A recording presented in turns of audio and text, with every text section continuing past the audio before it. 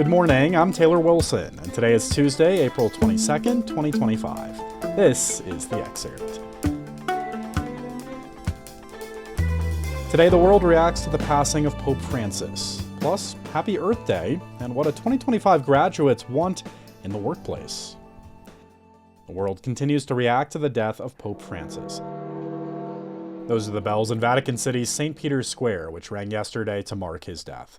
He died of a stroke and irreversible heart failure, the Vatican said hours after announcing his passing yesterday morning. Cardinals from across the globe will soon gather under a shroud of secrecy at St. Peter's Basilica to decide who will replace him. The conclave to choose a new pope normally takes place 15 to 20 days after the death, and some 135 cardinals are eligible to participate in the secretive ballot. Ordinary members of the church won't get a say in the decision, but when asked about what priorities they would want from a new pope, Catholic people who spoke to the USA Today network just hours after Francis's death were deeply divided. You can read more about that with a link in today's show notes. Meanwhile, according to the Vatican, Pope Francis's funeral will be held on Saturday at St. Peter's Basilica. Leaders from across the globe, including President Donald Trump and First Lady Melania Trump, are set to attend. Trump ordered flags to fly half-staff in honor of the late pope. Today is Earth Day. 55 years ago, the first Earth Day started as a grassroots activist effort to raise awareness about air pollution, toxic drinking water, and the effects of pesticides. This year, I caught up with USA Today national correspondent Elizabeth Weiss to discuss how a growing number of large companies disclose their carbon emissions. Hey there, Beth. Hey, how's it going? Good. Thanks for hopping on this Earth Day. So let's just start with this. What is USA Today's America's Climate Leaders ranking? So for the last 3 years, USA Today has been collaborating with a market research firm called Statista to do an analysis of US companies, big companies, that have lowered their carbon emissions significantly. And we start out with a list of, this year it was like 2,000 and we got it down to 700. And then I went through all 700 companies and then we got it down to 500. And the idea is to give consumers and people who are thinking of investing in a company a sense of what companies are doing that is lowering their carbon emissions.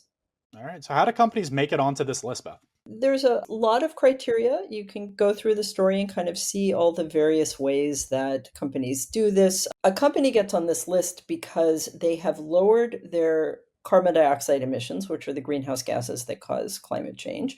But because we want it to be apples and apples, we adjust that by revenue so that if Xerox lowers its carbon emissions by a little bit, is that the same as a smaller company doing it by a lot? And this is a measure called carbon intensity. And it's a pretty common measure used around the world to look at a company. Well, what is their carbon intensity? How much CO2 are they putting out, or CO2 equivalents per $1 million of revenue? So in terms of just kind of where this data comes from and looking at the numbers, are companies required to make their carbon emissions data available? They are not. This was the subject of a rather long and tortuous process for the Securities and Exchange Commission, which in 2024, they finally came out with rules that would have governed exactly what information US companies had to make available. And then it was immediately challenged in court, and they finally pulled back, and it's not going to happen. So really, in the United States, at this point, there is no federal requirement that companies do this. What was heartening is that a remarkable number of companies actually do. Yeah, well, and you also write that, companies face strong economic pressure, right, to fight climate change on some of these fronts. Can you talk through that? Why is that? Yeah, so that was, I think, the most interesting thing to me. And, we're at a position in the United States right now where the Trump administration is rolling back a lot of the climate initiatives that the federal government has done. And a lot of companies had moved forward with pretty intensive climate emissions. So you might think that they were pulling back from that, but there's two reasons that they're not. And the first is it saves them money. I talked to all these business professors and analysts, and they all said the same thing, which is if you are a company and you are lowering your carbon intensity, there is a very good chance, and there's a lot of data to back this up, they are also saving your customers money because you're lowering the amount of waste in your system. You're looking for ways to streamline and make more efficient what you do. So it's kind of one of those win-wins. And then the other part of it is that even if there aren't any requirements for this, there are a lot of consumers who still care about this. There are a lot of investors who care about this. And these are large companies. Their market is not only in the United States, their market is global. And we're becoming somewhat of an outlier in the fact that we are turning away from looking at the climate intensity of our businesses. The rest of the world still cares about this deeply. And so if you want to borrow money, if you want to have customers, if you want to have investors, or insurance companies even look at this. So companies are finding that even if they're not being required to do it, it saves them money and it's likely to help their bottom line. All right. So, which companies in particular, Beth, this year stood out to you from this list? Well, the top three this year were Dayforce, which is a human resources and software company in Minnesota. They switched to 100% renewable energy across their global operations, so they went way down.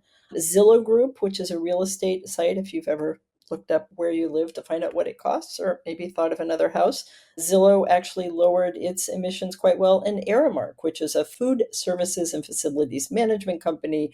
If you've ever eaten a company cafeteria or perhaps a dorm, you've probably eaten their food, and they've done a good job as well. And then there's the other 500 companies, and if you go on the website, you just type in the name of a company, and if it's on the list, it'll pop up and it will show you a bunch of information about what that company has done. So you can get kind of an in-depth look. Is the idea that this will be an annual kind of check in going forward? Indeed. Yeah, this is our third year doing it, and we're committed to continue doing it because, as I said, it's a useful metric, even if you just want to invest or do business with companies that are saving money and being more efficient, and with the added bonus that they're also lowering carbon emissions, which is a good thing. All right, great piece from you, Beth. Again, folks can find a link in today's show notes. Elizabeth Weiss is a national correspondent with USA Today. Happy Earth Day, Beth. Happy Earth Day to you, too.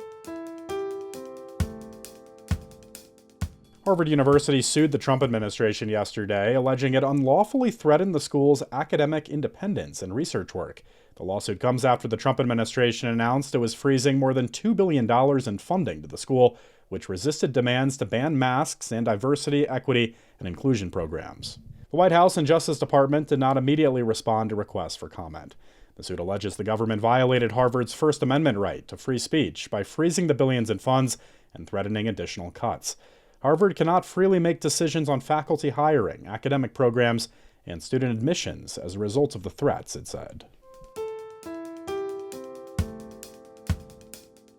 Since the pandemic, federal student loan borrowers have been mostly protected from the harshest consequences of not paying back their loans. But that's about to change. Education Secretary Linda McMahon said the federal government will resume involuntary collections for borrowers in default on May 5th. That's less than 2 weeks away. While announced yesterday, the change had been expected for months. Collections for defaulted borrowers, of which there are more than 5 million, have been paused since March of 2020. Under former President Joe Biden, monthly student loan bills resumed in the fall of 2023, but collecting on loans still had not restarted by the time President Donald Trump took office a second time. You can read more about what to expect next month with a link in today's show notes. 2025 graduates have some long wish lists for their future employers. I spoke with USA Today economy reporter Rachel Barber about some of the findings from Monster's 2025 State of the Graduate Report. Rachel, thanks for joining me. Always happy to be here, Taylor. So, Rachel, what did this report find about how confident this class of graduates are that they'll find a job? This year's graduates are confident they'll land a job. 83% think that it'll happen shortly after graduation, and 37 predict that it'll happen within 4 to 6 months. Only 5% said they think it might take them a year or longer to secure a job, and most also feel confident that they're qualified for an entry-level role. And even more than that, 20% even reported that they feel overqualified for an entry-level position. And so sort of to check in on their expectations, I spoke with an expert from a top recruiting firm, and she said while it's great that they're confident and ambitious, they should also be realistic in today's job market. She said it's taking seasoned professionals a long time to find a job. All right, so how confident are they that they'll find a job that they prefer? They're more realistic there. 48% said they think they will not be able to land a job at a company or organization they prefer. So there's some understanding that a dream job doesn't happen right away. All right. What are some of the specific things, Rachel, this crop of graduates seems to really want from this first job out of college? Right now, a few weeks ahead of graduation, they've got a long wish list. They want remote work or at least a hybrid work schedule. They want competitive pay. Only 12% said they'd be willing to take an unpaid internship.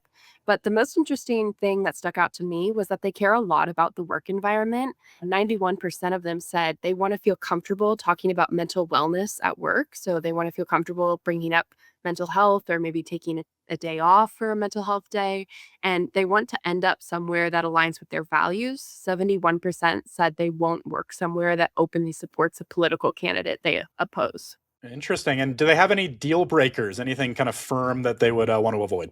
2025 graduates' biggest deal breaker is a company that doesn't offer work life balance. So, the conventional wisdom that the first years of your career are for grinding and working overtime and paying your dues, they're just not having it this year, it seems, or at least they're not having it right now. Maybe they'll adjust.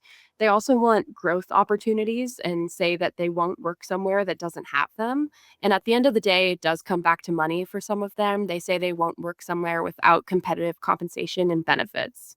All right, and we've touched on kind of a few angles here, but what are about their thoughts on traditional work practices? That was another piece that was really interesting. There are some drastic changes between the 2024 graduates and the 2025 graduates in terms of what workplace practices they think are outdated. This year, 67% said a typical 9 to 5 schedule is antiquated, which is up 12% from last year. And then also this year, 64% said they think that the 5 day work week is outdated, which is up 10% from last year. And unsurprisingly, given their preference for remote work, 59% said they think that working in an office is also outdated. Right, fascinating findings. Rachel Barber covers money for USA Today. Thanks, Rachel. Thank you, Taylor. Thanks for listening to The Excerpt. You can get the podcast wherever you get your audio. And if you're on a smart speaker, just ask for The Excerpt. I'm Taylor Wilson. I'll be back tomorrow with more of The Excerpt from USA Today.